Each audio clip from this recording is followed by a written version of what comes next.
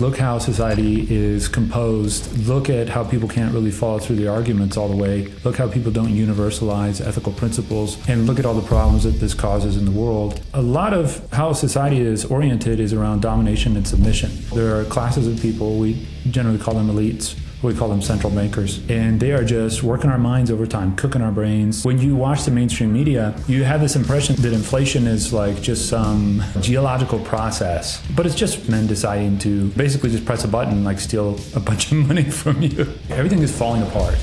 I think we're heading into dangerous territory where you need to watch what you say about the war. Like when you put enough power and money behind that, there's the potential for a lot of chaos and a lot of pain. And I think Trump is not up to the task. And a wise man would back off, but that is not who is in charge right now. Things are shot, but let's just take the gun out of their hands. And it's possible. It's possible with Bitcoin. Hello, everyone, and welcome back to the Bitcoin News Channel. I'm your host, Rob Wallace, and today I'm very grateful to be joined by Steve Franssen, author and philosopher whose work touches on freedom, parenting, and the deeper philosophical roots of society. Steve, thank you for joining us today. Yeah, thanks for having me, Rob. It's good to be here. I've been following you for a little bit now. I like Bitcoin News. Great spot, good info. Appreciate being here. Yeah, absolutely. As I was telling you, I've been following you for years, and it just sort of came on my radar that you are a Bitcoiner. So this is Bitcoin News. We got that kind of audience. So for people who are not familiar with your work when it comes to your books, your philosophy, share with us, what ideas have you spent your life investigating? Yeah, that's good. Well, I've been kind of an autodidact for the longest time. When I was 15, I just figured out, like, school's not teaching me anything. I'm probably gonna have to teach myself things. And so I started hitting the books pretty hard. And that just continued and continued. I found my way to, it was Bitcoin magic money is what it was. Like internet magic money. That was like 2010, I think is when I found Bitcoin. That's when you had Bitcoin faucets on the internet. And you could just like click on the faucet or whatever and give you like something like a fifth of a Bitcoin or something like this. Then I have half a Bitcoin or something like this. And yeah, and then I put that on an iMac, and then I deleted it because I was like, I don't know. I just was feeling discouraged. That was probably like a small fortune that I threw away there. And you know, I think the 2010s were pretty well animated by just a love of learning for me. And I did get into the work of like Stefan Molyneux, Free Domain Radio. And then I started publishing books in 2013, philosophical books, like books to do with my point of view, my view on relationships, my view on how an ideal society is structured, or or more of a critique of how society is currently structured. I've probably put out like 12 books at this point. And then some more notables. You know, I went hard to bat for Trump very early in his first run, went even harder for his second run. I was linked up with Nick Fuentes and the Groypers for a time. And that was a lot of fun and learned a lot. And then, you know, I just started to have real bum health. Starting about 5-6 years ago, I started to have real bum health. And I'm still kind of working on that, but I think that sort of forced me to leave a lot of what it was that I was doing almost 3 years ago now. But I'm having a real uptick, starting to feel a lot better, starting to figure things out. And so, yeah, back to the grindstone we go. Nice. So what would you say are your philosophical underpinnings? What books helped shape the way you think? Yeah, so probably the biggest one for me would be probably Universally Preferable Ethics by Stefan Molyneux. You know, UPB would be Universally Preferable Behavior. I found this, I don't know, like in 2009 or something like this, and it just made a case for secular ethics. And he just grabs you by the shoulders and he says, look how society is composed. Look at how people can't really follow through the arguments all the way. Look how people don't universalize ethical principles. Look how people don't universalized like rules for behavior, and look at all the problems that this causes in the world. And here's my proof for how you do it. Now it's kind of a tricky one. It's a little bit more esoteric. You have to be really into philosophy, I think, to find your way to that. But I think he's pretty well aware of that and has tried to make it accessible to the layman. All theories of human behavior have to be universal. So we can't just start creating sort of like groups of people that have particular rights or privileges over anybody else.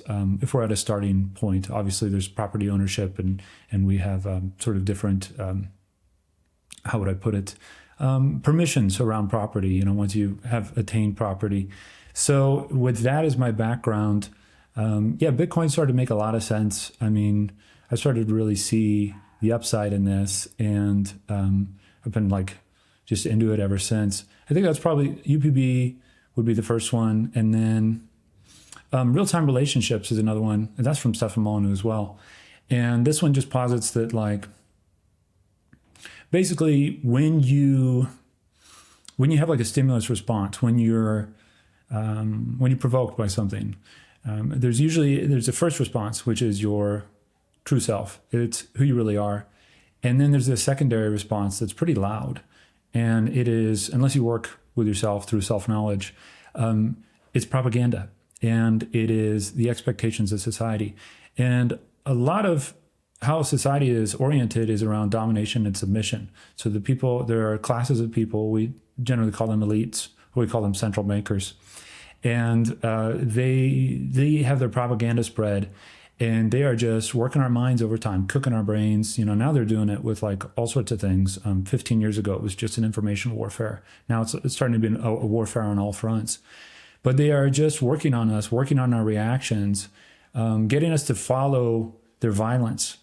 And if you can conform in violence to the biggest stick, the person with the biggest stick in the room, then you tend to not really be in touch with those authentic responses and make independent decisions. And so I have been helping people through consultations. This is a big part of what I do. I've been doing this for 12 years now, and I'm very good at it. And it's been a good run for me.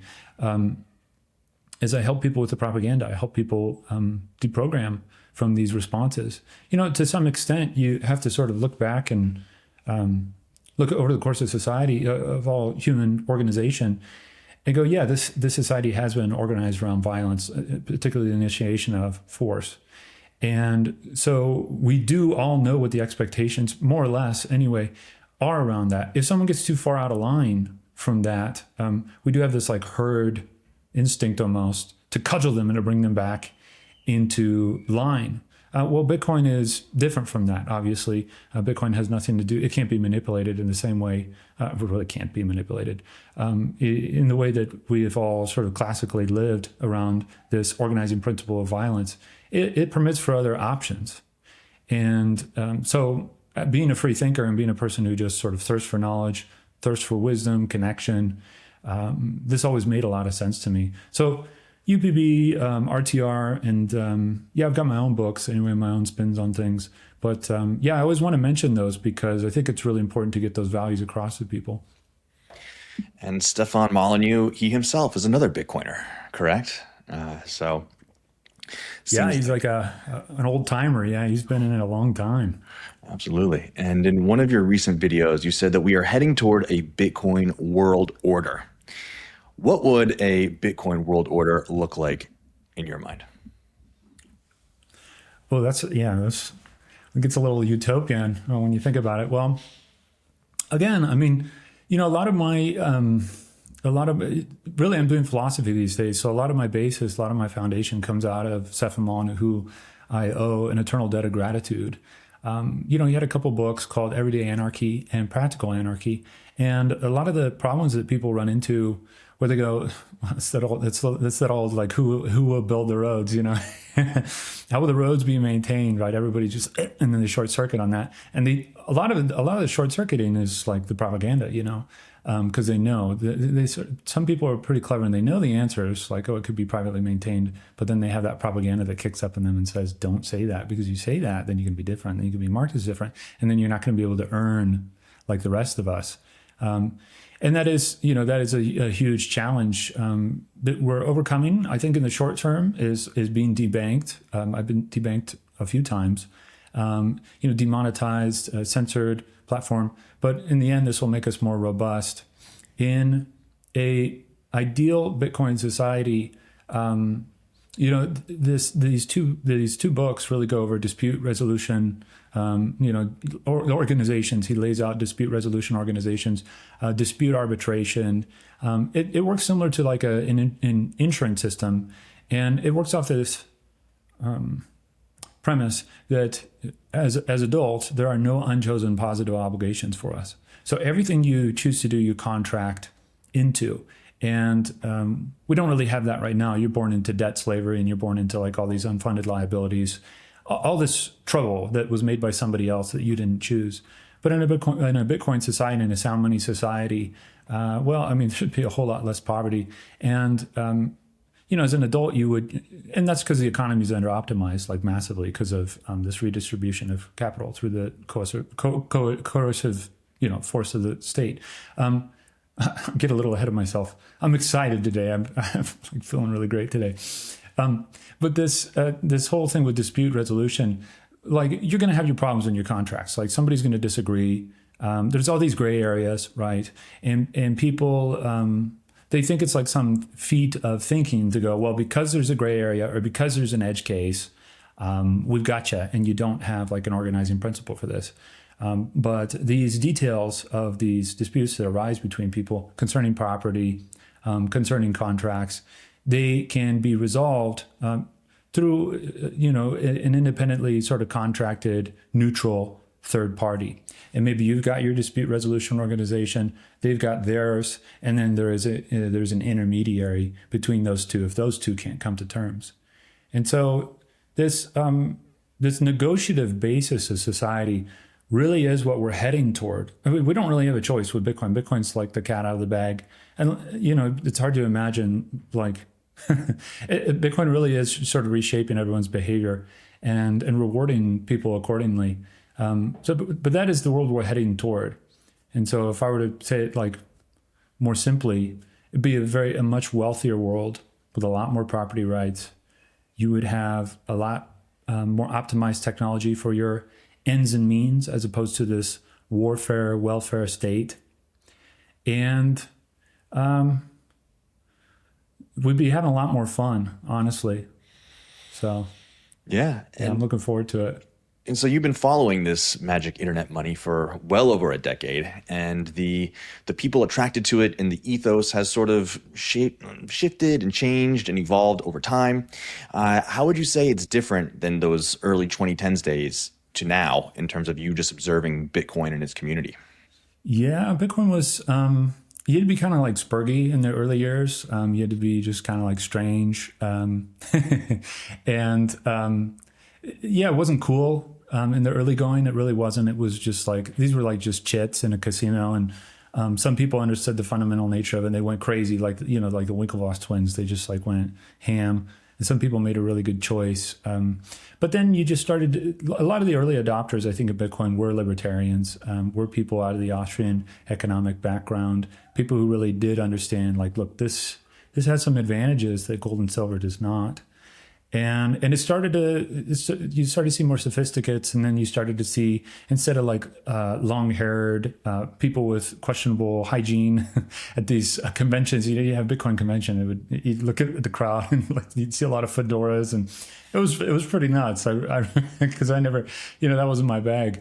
But in the later 2010s, there started to be this institutional adoption. I think really probably Coinbase was probably the first shot across the bow in terms of a legitimization, a sophistication of a mainlining of Bitcoin, and the culture started to shift around it. And there's always been talent. There's always been talent there because the early adopters are usually the people that are the visionaries, and they tend to be strange, And then this mainline adoption, particularly in the first Trump term, started to happen. And now it is where it is today, where the states, the governments are like failing and now they're doing the thing that everybody anticipated they'd do, which is wealth confiscation. They're trying to figure out how to do that with Bitcoin. So. Yeah, it's interesting times ahead. And one of the big things that unites us as Bitcoiners is that we've figured out that the main thing that we're fighting here is the money printer, right? The fact that there's a small group of men who control the money supply in the world, and they get to decide where that money goes first. So when did you open your eyes to Austrian economics, the Federal Reserve, money printing, and has that just gotten worse in your eyes since you've been aware of it? Yeah, I mean, I first got into Austrian economics in about 2007, maybe a little slightly earlier than that. I got into it because of the Ron Paul campaign, his first presidential run. That was, that was really, I think, my formation in terms of like an economist's thinking, the early education of an economist.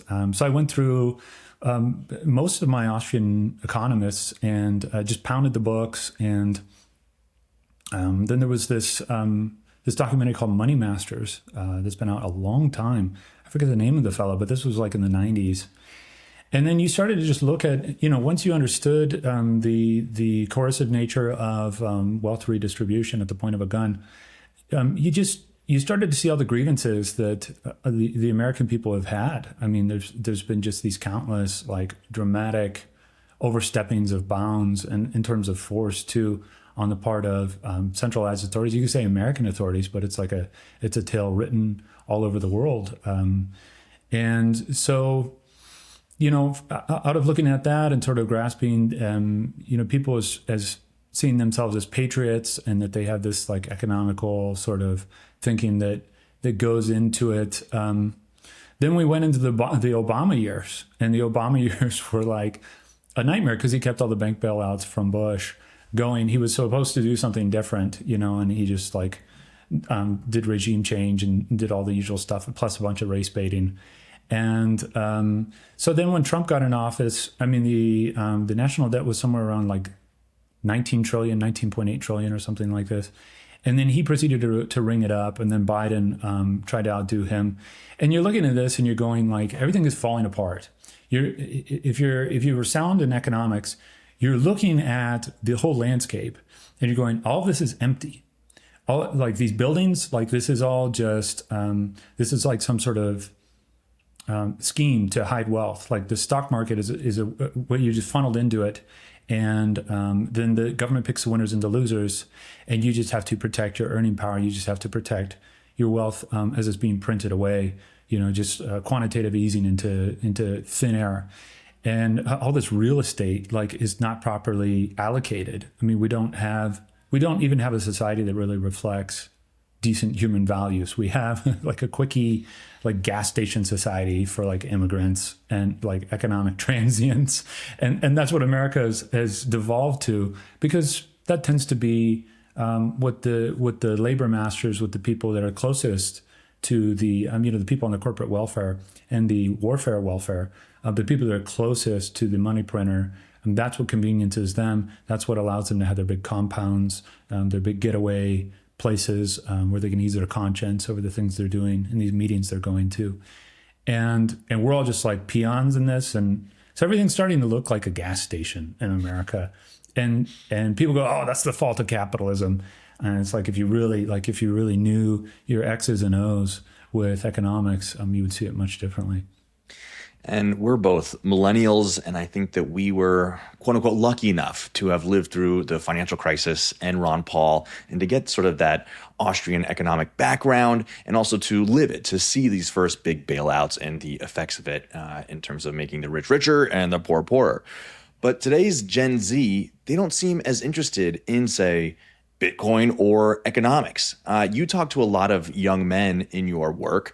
Do they get these economic principles? And they certainly feel it, right? Yeah, they feel it. I mean, there's a tremendous, the generation after us, the Zoomers, like there's a tremendous cynicism and there's a tremendous rage and a sense of dispossession because, in some ways they did miss the boat. Like I remember all the fun I had in the Bush years. Like I was making decent coin. Or even in the Obama years, I was making decent coin. And I saw this tweet come out like earlier this week where someone was sort of talking about what America was like 25 years ago.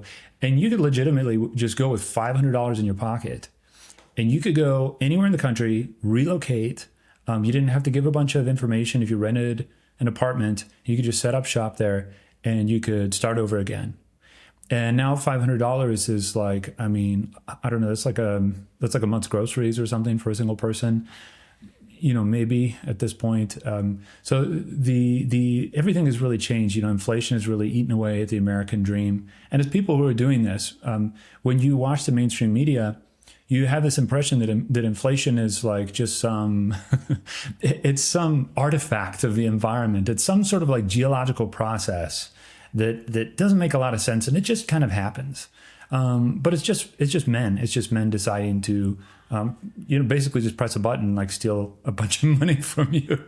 I mean, that's very simply put. And so, in a way, these younger people are they're very aware that they've been hard done, but I don't think that they're very aware of the solutions. I think that in the scorn and in the resentment and in these just open, blatant betrayals by these politicians, now Trump is the latest.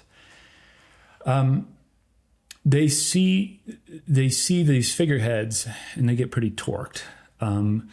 But like getting smart and getting like wise on that's not really a thing. It just sounds kind of like sci-fi to them. I think that's my basic read. It's unfortunate.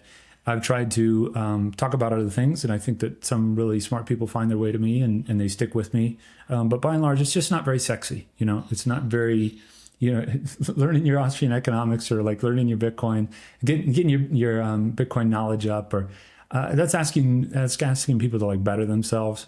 And it's real hard. It's real hard when, gas is skyrocketing again. They just passed this automatic registration for the draft legislation in December. Ron Paul's been talking about it. And you're looking at this and you're going, we're cooked. I wanted to briefly interrupt today's interview to give a big shout out to our lead sponsor, Rhino Bitcoin. Rhino is the all-in-one Bitcoin super app built by Bitcoiners for Bitcoiners. Buy or sell instantly. Send sats anywhere on the Lightning Network. Withdraw straight to cold storage. Even turn sats into gift cards or link to a Casa multisig, all within one sleek interface. And Rhino is just warming up. Soon, you'll pay bills, borrow against your Bitcoin, and save for retirement, all without leaving the app. Download Rhino at rhinobitcoin.com or tap the link in the description below. Use promo code Bitcoin News and Rhino will drop you $10 of free Bitcoin into your account today. Secure your stack with Rhino Bitcoin and enjoy the rest of the video. And the women, it would be one thing, like to draw everything in, Rob. It's like, it'd be one thing if the women were like amenable and pleasant. I think that a lot of these young guys would be like, all right, like, I'll do the hard thing and like, I'll do the learning. But the women they've just become so unpleasant. They've had just a full scale blitz on them from the feminists and from the state to just turn them against the men and make this war of the sexes.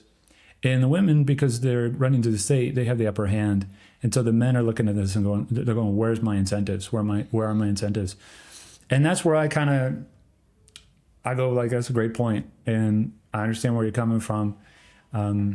So it is a point of tension, I think. And if this war keeps escalating and then there's a draft, like, I think a lot of these guys are they're gonna fall even more into nihilism than they are already. And a big motivator for young men is family formation. And that is one thing that you talk about in your work. And that is something that we are seeing be pushed back further and further and further. Do you think it's primarily economic that these families are not getting started? Or is it the war of the sexes that's been pushed on us? I think it's a few things. I think it's a war on masculinity, a war on a war waged with endocrine disruptors. Anywhere you go now, I mean, it's just horrifying the amount of endocrine disruptors in the food supply, the amount of pesticides, herbicides, just forever chemicals. I mean, we're just baked in it. We're always in it, and all that stuff runs through all the blood vessels in your system. So it'll hit your endocrine, it'll hit your androgens, it'll screw you up. And so there's that, and that's always worth mentioning. there is the feminism, the war, the sexes, the programming and the media that the women receive. It's like all this stuff that these women turn on, like Netflix, whatever it is they're watching, TikTok, Instagram. It's a lot of like divorce training. It's like a lot of training women to be nasty, so that they can pick a fight with a man, like bust his balls, drive him nuts, and then gain the upper hand in the divorce courts. It's almost like a how-to manual at this point. And then the economics, I think, are very discouraging. Biden, I mean, he just ran it hard. Like, we watched our earning power, or the value of the dollar, go down by, I would say, 35-40%. And then the Trump people are doing it again. They're running it up with another war. And they think that, they say it's a short-term thing. But once these things are done, you can't undo them. I mean, there's no monetary contraction until maybe they get like really crazy and they're like, let's contract the monetary supply and let's just finish it.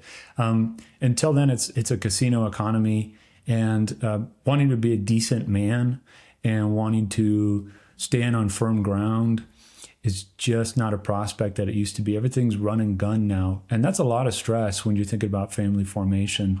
That's a lot of variables to contend with. We also have AI coming in and knocking out all these jobs. Now it's predominantly, it's I think hitting 80% of women's jobs and like 20% of men's jobs. So there's still some leeway. There's still some runway for a young man to get into maybe the trades or something like that. Things that the robotics and the AI are a little bit slow on, will be slow to replace. And then there's the mass migration. I mean, a lot of the social support that people receive for family formation is gone, because there's just a lot of strangers around. There's a lot of people that don't even speak the language anymore, a lot of welfare dependents, and the mass deportations are not happening. Under Trump, they're only going after criminal aliens, and in a couple of states, they've even struck up deals where they just will get somebody based on their legal status. If they've been incarcerated, if they're booked into jail, then they'll be deported. So ICE is not actively going after these people. There's a war to run, and so that whole thing is dried up. So yeah, it's a tough time for family formation. I have a book called Family Formation, and I try to make the case. And the easiest thing you can do to grease the wheels, make it like easier on yourself, is you can get along with the woman, and it's a 50-50. The woman's got to get along with the man too. So I tried to write the book neutrally so that a woman could pick it up, a man could pick it up, based on the reviews I've seen, either based on what people have told me. It's been either. So it's a good split on the audience for that book.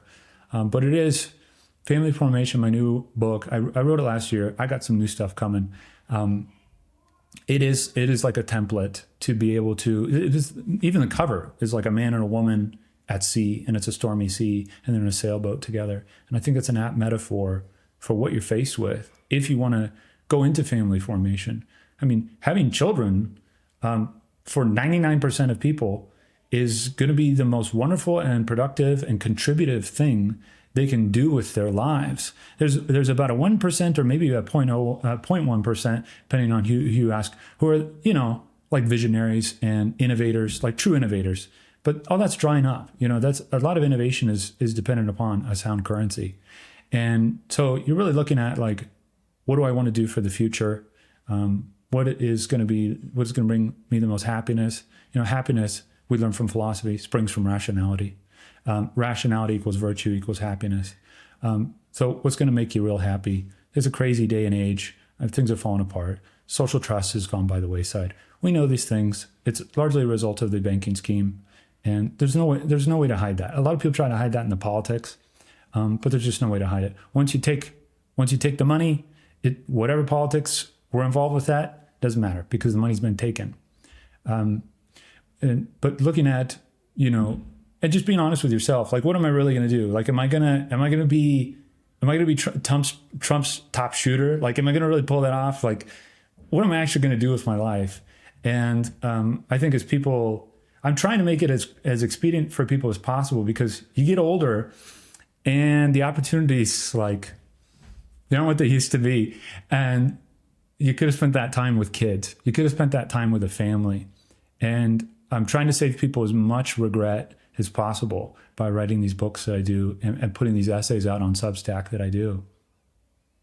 And another thing that is sorely lacking from our current society is a rite of passage, right? I remember finally going off to college, and I mean, you study a little bit, you party, whatever. But I joined a fraternity, right? And waking up at 5 a.m. and having to work out, and then like putting us through that whole entire ringer. That felt like I was working towards something with another group of men, and that we became tighter because of it, and we sort of made a leap. And I mean, looking back on it, of course, it's just pledging a fraternity.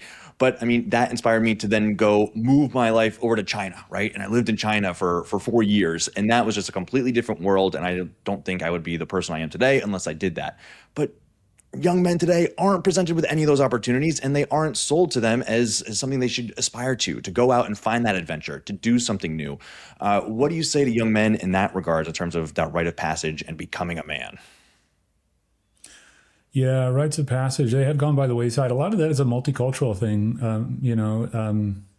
We have a Western European sort of way of doing things, and then within that, there's many subsets. And that to me is the real diversity in the world. You know, people tell me about diversity, and like I just hear a lot of like banging of sticks and drums. It just doesn't sound so good to me. But then when I look at all the things that the Western Europeans have done, and I go, that's rather interesting.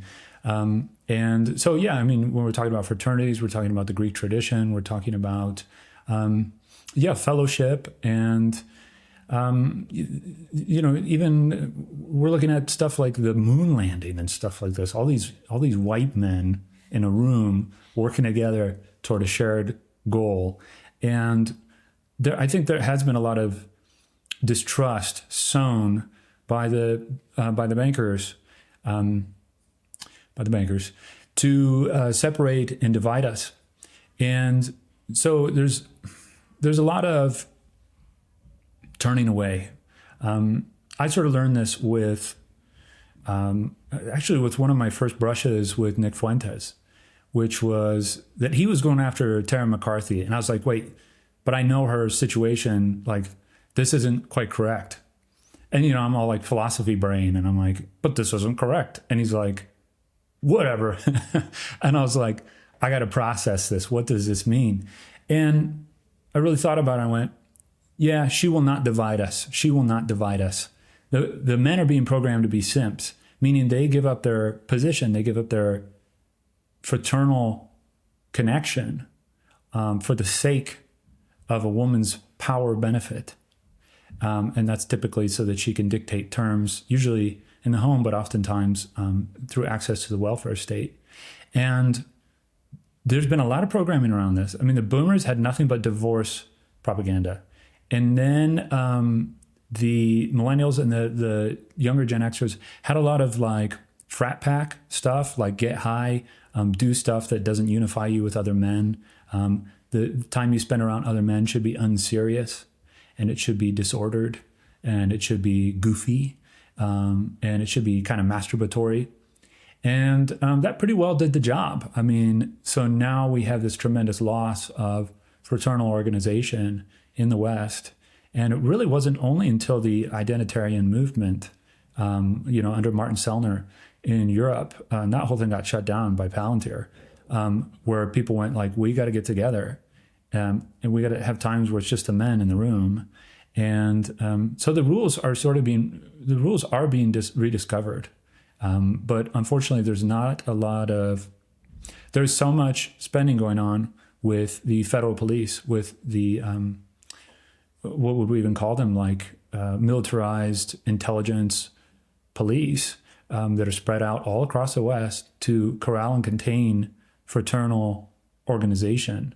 That this public assembly, this prospect of public assembly has really been sort of neutered.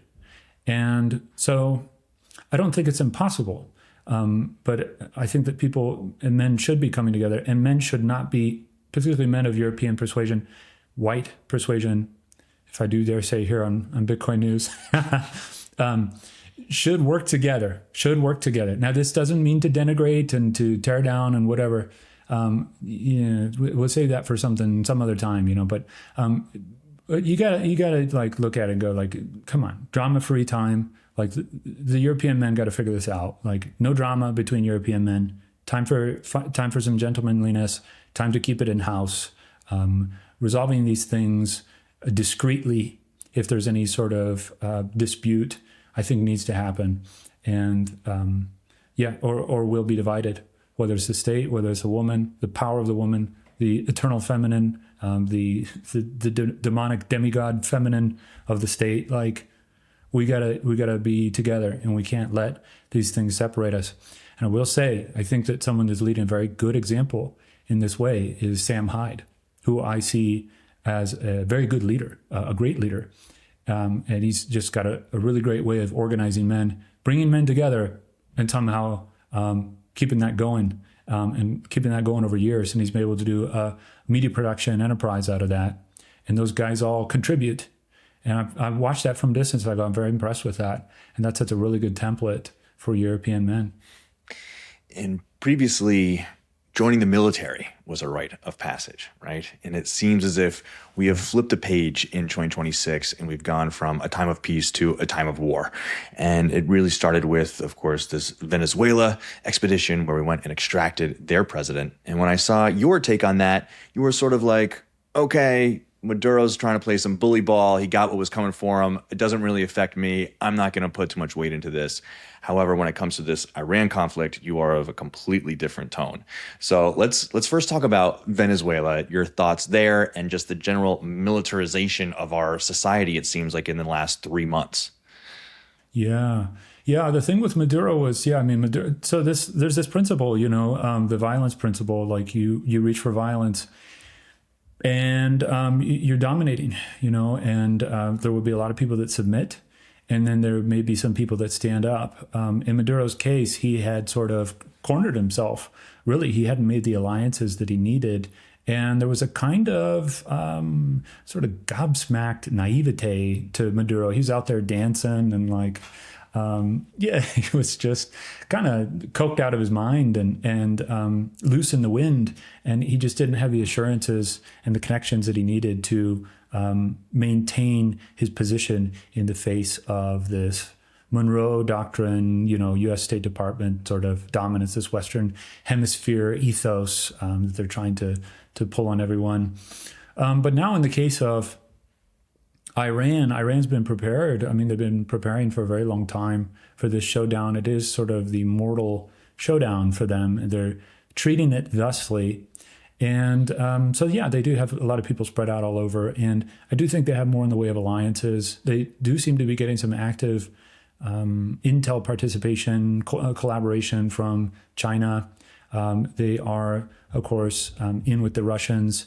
And Trump and his hubris, it's like to a hammer, everything looks like a nail. And he has just sort of bullied his way to the top the way that his father did as well. He is just a refinement on a lot of the things that he learned from his father. And there's some funny stuff about his bloodline and stuff and how he goes back. And so he really adheres to this power principle, this aggression principle. And he's just poking something that could really bring down a lot of pain on Americans. Whereas in the case of Maduro, it was just kind of silly. And I made light of it. And I said, thanks for the gas. And that I don't think that even materialized. I think a lot of that gas is just sitting in hock somewhere. But with this whole Iran thing, I mean, there's a lot the media doesn't want you to see, and I think we're heading into dangerous territory where I do think you need to watch what you say about the war. We will eventually get to that point at least, because it could be a lot more protracted than people are led to believe, and it could rain down a lot more pain on the average person. It's the folly and it's the hubris, and it is a bit of what the evangelical Christians are all about. They have a bit of an apocalyptic worldview. Not all of them, but they have like an apocalyptic messianic worldview. That's just like when you put enough power and money behind that, and some other ethos, another ethos that is running this war. I just have to say, there's the potential for a lot of chaos and a lot of pain. And I think Trump is not up to the task. I don't think any person is up to the task. I think he's met his match in the conditions he's created. And a wise man would back off. But that is not who is in charge right now. And so he's going after people like Thomas Massey. Thomas Massey is sort of like he's like the limiting principle in the world. He's like the knowledge of limits. We all have a choice in our life to make as adults. Do we recognize limits or do we not? And that's on all fronts. That's a relational thing. That's an economic thing. And even just our resource allocation, there are limits. And the socialists don't want to hear that, but the lack of limits is the path to total insanity. So yeah, of course, Trump is going to go after Thomas Massey. And Thomas Massey has a lot of cooperation. He has a lot of people behind him because of his competence at what he does. And so we're in a really interesting clash of figures right now. And I'm just really curious to see what happens next.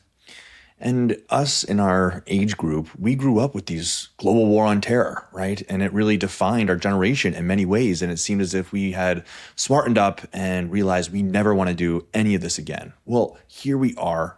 And we're more divided, we're economically weaker, the military is half its size, and there's just absolutely no will in this country for a prolonged war in the Middle East. But that seems like exactly what we are getting.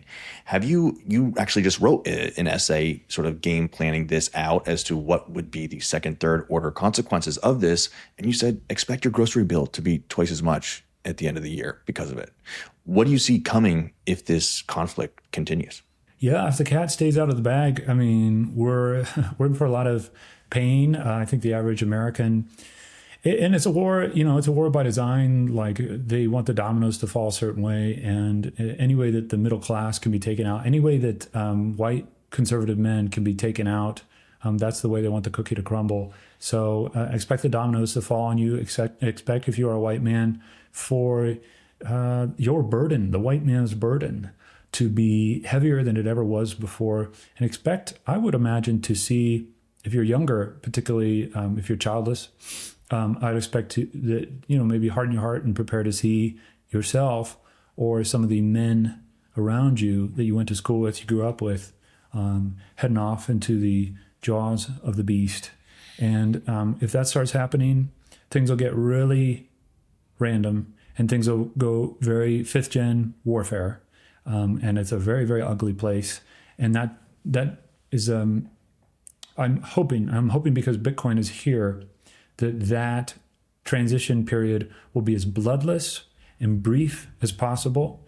My sincerest hope is that, hey, the power goes out for a while and the markets are down and people reach around in their frustration and cooler heads prevail and a new economic arrangement is found. But that would mean the power structures of today would dissolve. But you have to remember these things can happen really quickly. People say, oh, and there's these, there's the cynics, right? Oh, couldn't happen. But if you remember under Biden, the early couple of years, the first year and a half, when they were still running all the lockdowns with particular zeal, people started going out in the hundreds and hundreds of thousands to protest the mask mandates, protest the distancing, protest the lockdowns.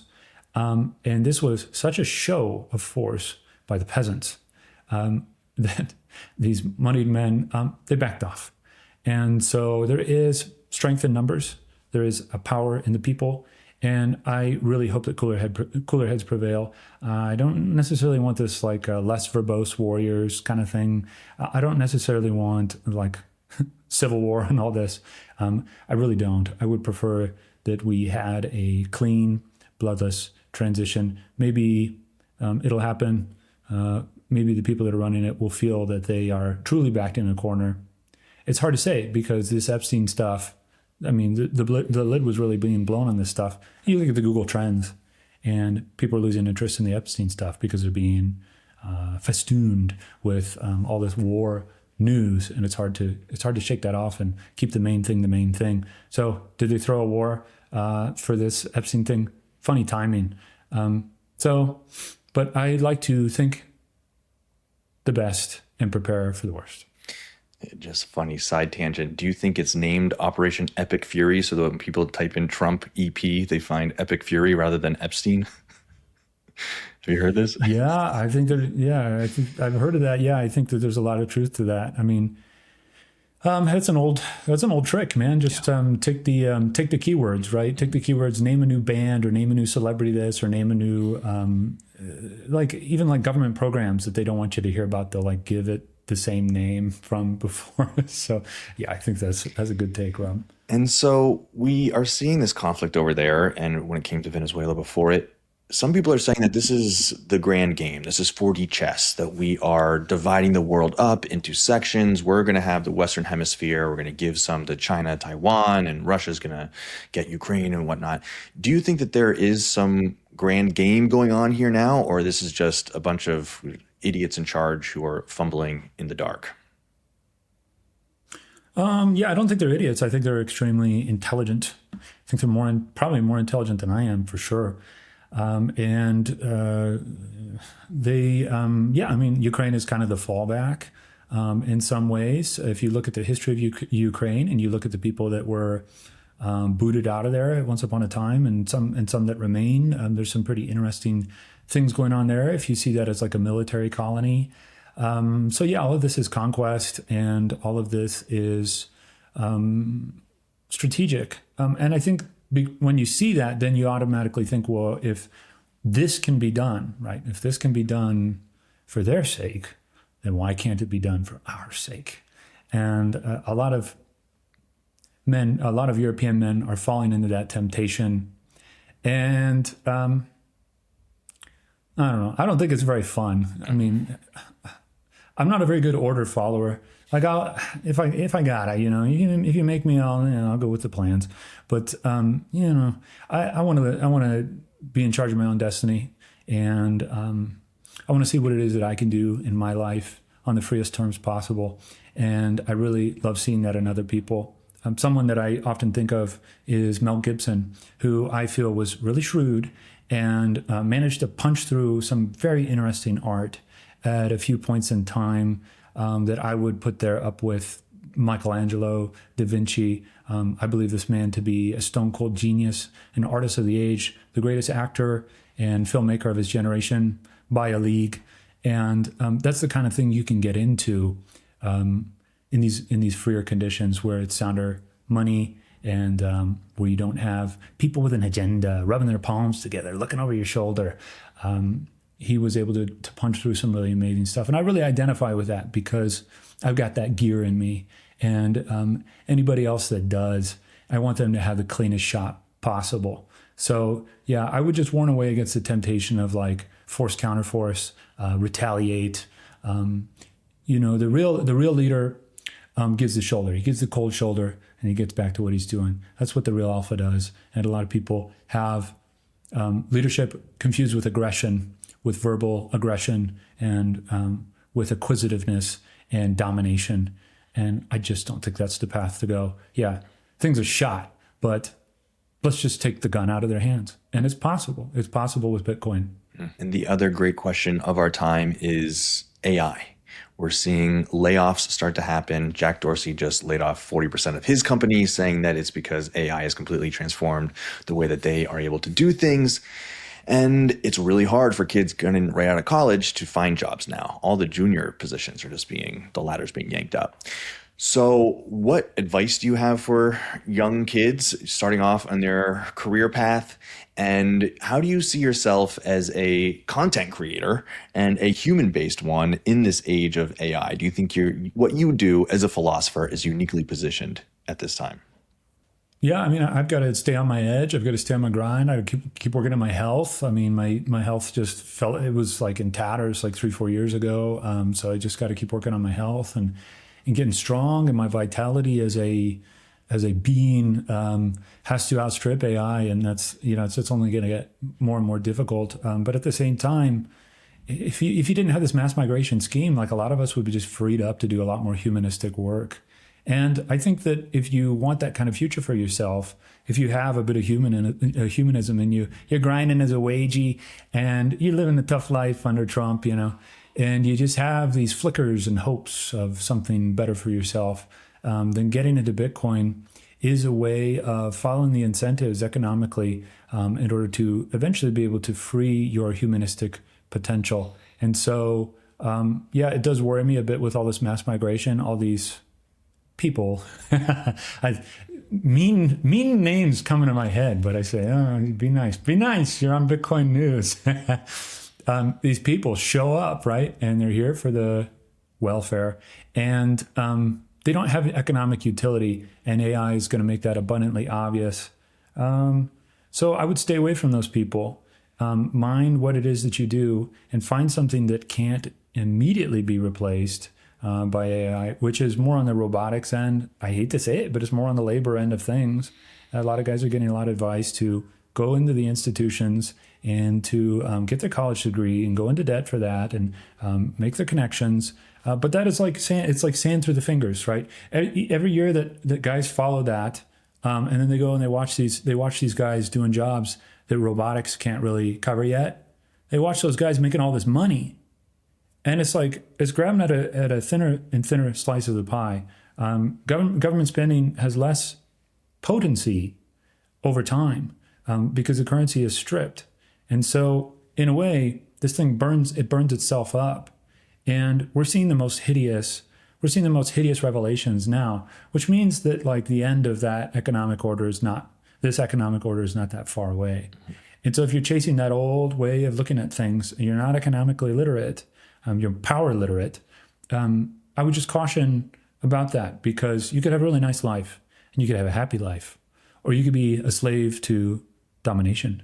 And when you seek to dominate, remember, someone will always dominate you. There'll always be someone more clever, even if it's just circumstance. Let's say you're the most clever and you're the most power astute. You will still contrive out of your own unconscious genius circumstance. This is what we see with Trump. You'll contrive circumstances that will be beyond your abilities, and then you will be felled. And I think that's one of the oldest warnings we have. I'm pretty sure that's in the Bible. I should brush up on that again. But that's a warning worth heeding. So young guys have the choice. I say choose goodness, choose virtue, choose philosophy, choose universal ethics. Get out of the undertow, get out of this violence, this death impulse. You can feel it, It's really, people are starting to think more about their death. More people commonly everywhere are starting to think more about their death. And that means there's an undertow sort of like taking everything over. And I think Bitcoin really helps with that, because it gives you, it's like Thomas Massey. Like Thomas Massey kind of lives in the future because he's so competent and he's so like cooperation based. And that's how Bitcoin is. It's like, we're all working on this, We all have our part to play. I see Bitcoin as my boss, I don't see it as, I don't worship it, but I see it as like my boss. Like, okay, boss, tell me like how to follow your incentives, And I meet great people like you, and I meet other guys who are Bitcoiners, and we all just kind of like know, Mm-hmm. And that's the cooperation the future needs. That's the ties that bind. That's the citadel. That's the thing that'll keep us strong and keep our civilization bound tight and keep it from being destroyed. People are not quite getting that yet. And I feel like I'm ready to start making the case. And you're right. Bitcoin does introduce you to amazing people. I feel like my one men's group outside of my friends from my childhood is my Bitcoin meetup, right? And so to have that once a month where we go to the local beer garden and hang out for an evening and are able to talk about all this kind of stuff and Bitcoin, it's a relief to know that you're not the only one who thinks on these levels, has these ideas, and can actually say them out loud and not get in trouble. So find that group of people. And if you're listening to this, you're probably a Bitcoiner. So meet some Bitcoiners in real life, because there are so many Bitcoiners who haven't met a single other Bitcoiner in the flesh. So go to a conference, check it out, and see what that's like. Do you have a Bitcoin meetup? Have you ever done anything like that before? No, a lot of people just write me, and I just meet people out of my own sort of personal interest. So I think I've had an opportunity to go to a few. I think I went to one Bitcoin meetup like in 2011. Yeah. Mm-hmm. I think that was the only time I did it. But yeah, I'm out and I'm vocal and I'm gregarious and all these things. And so the people that need to be around me, I just trust they're around me. And I've met a lot of great people just stumping for these values. And they're universal values, property rights, peaceful parenting, which it's like a big one for me, Bitcoin. So the right people find me, they go, yeah, like Steve's on the level. And so I've made some great friends that way. And so that's, but yeah, not everybody has that benefit. I mean, if there's a Bitcoin meetup around you, go, because they're bound to similar incentives that you will be. You'll be swimming in the right direction together. And that, there's a real togetherness in that for sure. Well, Steve, this has been an amazing conversation. For people to follow you, your work, let them know what you're up to for the rest of this year, 2026. Yeah, so the rest of the year, I mean, I'm looking at writing another novel. I'm deep in my cups with client work. I've got a lot of client work. If you want to consult with me, you can reach out to me. My website is stevenfranssen.com. That's Steven with a V, Stephen Franssen. You can find me on Twitter. I'm often posting on there. I'm pretty busy on Telegram. I like just posting my sort of couch thoughts there. I have a lot of fun over there. And sometimes I upload videos, sometimes I don't. But yeah, I'm working on, I think, a new album. I've made a lot of music in my life. I've published a lot of music. So I'm working on some new music. I'm in the planning stages of a novel. I'm thinking of bringing back some old characters that I've had in a previous novel. And so I bought a tablet. I bought an Android tablet to be able to do X spaces, like with perfect fluidity, like not have to run it through a PC or a Mac or whatever. So I'm looking at doing X spaces. I got a nice tablet for that. So if people want to talk to me, they want to debate me, they want to challenge me, they want to pick my brain, I'm definitely going to be firing that up. So that's probably the latest offering for sure. All right, cool. We got to hop on some of those spaces. Absolutely. Yeah, well, you are a real Renaissance man. It's an absolute pleasure to chat with you for this time. So thank you, and keep on stacking that Bitcoin, and I'm sure that our paths shall cross again. Thanks for making it to the end of the video. If you could drop a like and a share, it would help in our mission to accelerate adoption. If you're looking for more Bitcoin signal, join over 10,000 readers of our newsletter, Bitcoin News Weekly. Every Monday morning, we send out the biggest headlines of Bitcoin to keep you in the know in under 5 minutes. Links below in the description. Then come hang with us live every Monday at 11 a.m. Eastern. We break it all down live on stream with a new guest, and you can add your 2 sats in the chat. See you next week.